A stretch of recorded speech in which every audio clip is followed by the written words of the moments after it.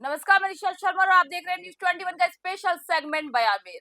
तो चलिए आज शुरू करते हैं बयानवीरों का सिलसिला। सबसे पहले बता देते हैं कि चुनावों का जो पारा है वो आज 7वें आसमान पर है और नेताओं की जुबान से अंगारे बरस रहे हैं।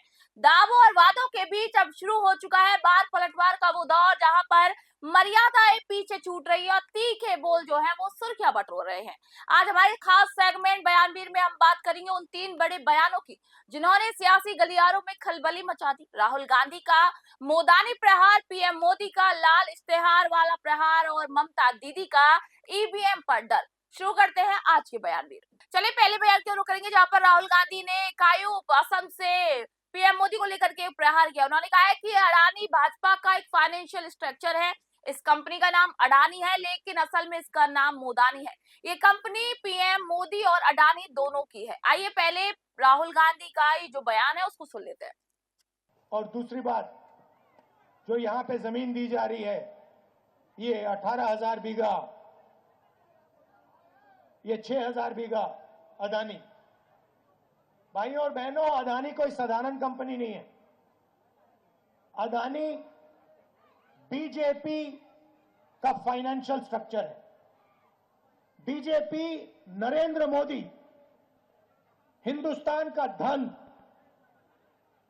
हिंदुस्तान का इंफ्रास्ट्रक्चर, हिंदुस्तान के एयरपोर्ट, हिंदुस्तान के port, solar plant, wind power plant सारे के सारे अदानी को दे रहा है।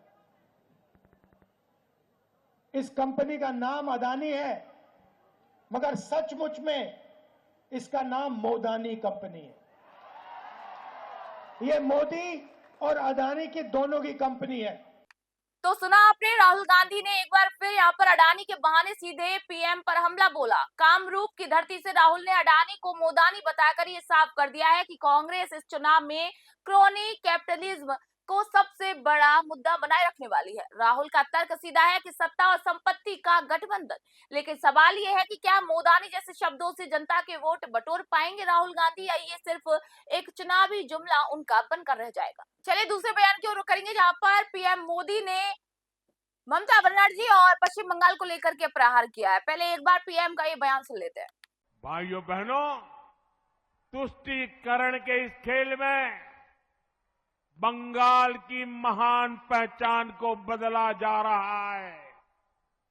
आपने देखा होगा, अभी टीएमसी ने अपना घोषणा पत्र जारी किया, लेकिन उसका नाम उन्होंने बांग्ला भाषा में नहीं रखा, बल्कि उसे इश्तेहार कहा जा रहा है। आप सोचिए, ये कैसे बंगाल की पहचान को बदल रहे हैं। आप जानते हैं ना, इश्तेहार का इस्तेमाल बंगाल में किस लिए हुआ था? 1905 में मजहबी ताकतों ने बंगाल में लाल इश्तेहार जारी किया था। उसके बाद हिंदुओं का नरसंहार किया गया था। टीएमसी हमें उसी की याद दिलाना चाहती है। आपको भूलना नहीं है, यहां निर्मम सरकार में खुलेआम धमकी दी रही है। ये खास मजहब के लोग बंगाल में हिंदुओं का रहना मुश्किल कर देंगे। तुष्टीकरण का ऐसा घिनौना खेल बंगाल के सम्मान और बंगाल की संस्कृति को मिटाने का ऐसा षड्यंत्र, लेकिन अब बहुत हो गया। अब बंगाल की पहचान बदलने वालों की विदाई बंगाल ने तय कर ली है। এই বার বাংলার পরিচয় বদলানোর চেষ্টা যে করছে তার বিদায় হবে। तो इधर बंगाल के कूच बिहार में पीएम मोदी ने तुष्टीकरण के मुद्दे पर ममता सरकार को कटघरे में लाकर खड़ा कर दिया। महज एक शब्द इश्तेहार इसको पकड़कर पीएम ने 1905 के काले इतिहास से यहाँ पर उसको जोड़ दिया। मोदी का ये बयान सीधे तौर पर बंगाल की अस्मिता और हिंदू वोटों के ध्रुवीकरण की एक कोशिश है। इश्तेहार बनाम घोषणा पत्र की इस लड़ाई में मोदी ने ये संदेश दे दिया है कि बंगाल में पहचान बदलने वालों की विदाई तय है। चलिए अब आखिरी बयान की ओर रुख करेंगे, जहां पर ईवीएम हैक ना करे, इस तरीके का ममता बनर्जी ने बयान दिया है। ममता बनर्जी ने कहा है कि ईवीएम हैक ना करे, केंद्रीय बल अंदर जाकर मशीन ना बदल दे, इसलिए 24 घंटे निगरानी रखनी होगी। आइए पहले ममता बनर्जी का ये जो बयान है उसको सुन लेते हैं। ইভিএম মেশিন ভালো করে চেক করবেন সবাই। আমার বিএলএ 1 বিএলএ 2 বুথ এজেন্ট যারা হবেন, আশা করি কেউ নিজের স্বার্থে নয়, বাংলার স্বার্থে বিক্রি হবেন না বিজেপির কাছে। এবং দয়া করে মনে রাখবেন যে ইভিএম মেশিনের 1 থেকে যত বুথ গুনতে হবে, আর 5টা করে সিম্বলও যদি থাকে 5টাতেই টিপে টিপে ভোট দিয়ে দেখবেন সেখানে ভোটটা ঠিক মতো পড়ছে কিনা। আর ইভিএম মেশিন খারাপ করে দেবে অনেক জায়গায় প্ল্যান করে, সেই ইভিএম মেশিন সারাতে আসলে দেবেন না। ইভিএম মেশিন নতুন করে নিয়ে আসতে বলবেন। এত লাইন দিয়েছেন, দরকার হলে নিজেকে রক্ষা করার জন্য, ভোটাধিকার রক্ষা করার জন্য, ঠিকানা রক্ষা করার জন্য, ভাষা রক্ষা করার জন্য, অস্তিত্ব রক্ষা করার জন্য একটু আপনাদের অপেক্ষা করতে হবে।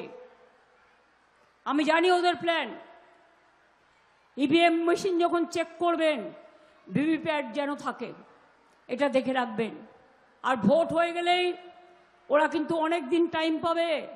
রাতের বেলায় অন্ধকার করে শুধু সিআরপিএফকে দিয়ে পাহারা দিয়ে আর সেন্ট্রাল ফোর্সকে দিয়ে পাহারা দিয়ে ভেতরে যাতে মেশিন চেঞ্জ করতে না পারে, সেই জন্য 24 ঘন্টা পাহারা দেবার ব্যবস্থা করতে হবে এবং নজর রাখার ব্যবস্থা করতে হবে। এবং আমাদের দাবি, বাইরে থেকে গণতন্ত্রের রক্ষক মানুষ যাতে দেখতে পারে ওই EVM machine central force check করছে কিনা, কোনো চিক ঢুকাচ্ছে কিনা, হ্যাক করছে কিনা। ওরা পারে না, এমন কোনো কাজ নেই। ওই যে শয়তান। तो बात ममता दीदी की जिन्होंने ये बयान दिया वो आपने सुना होगा। तो ममता बनर्जी यहाँ पर चुनाव जीतने का भरोसा तो रख रही है, लेकिन ईवीएम और केंद्रीय सुरक्षा बलों पर रत्ती भर भी विश्वास करती हुई नजर नहीं आ रही। मुर्शिदाबाद में ममता ने अपने कार्यकर्ताओं को 24 घंटे पहरेदारी करने की हिदायत दे दी। ये डर है या फिर हार से पहले का बचाव का रास्ता, क्योंकि जब भी चुनाव करीब आते हैं तो विपक्ष का ईवीएम राग तेज हो जाता है। ममता का ये बयान चुनाव आयोग और सुरक्षा एजेंसियों पर एक बड़ा सवालिया निशान भी खड़े करता हुआ नजर आया। तो ये थे आज के वो 3 बड़े बयान भी जिन्होंने अपनी बयानबाजी से सियासी तपिश को और भी बढ़ा दिया। एक तरफ अदानी मोदी का कनेक्शन, दूसरी तरफ तुष्टीकरण का इश्तेहार और तीसरी तरफ ईवीएम का पुराना डर। चुनाव परिणाम जो भी हो, लेकिन इन बयानों ने जनता के बीच भी बहस छेड़ दी है। फिलहाल बयानवीर में इतना ही रखेंगे, कल और फिर नए बयानवीरों के साथ, नए बयानों के साथ आपके सामने पेश होंगे। तो आज के लिए फिलहाल इतना ही। मैं निशा शर्मा फिलहाल आप सभी से इजाजत चाहूंगी।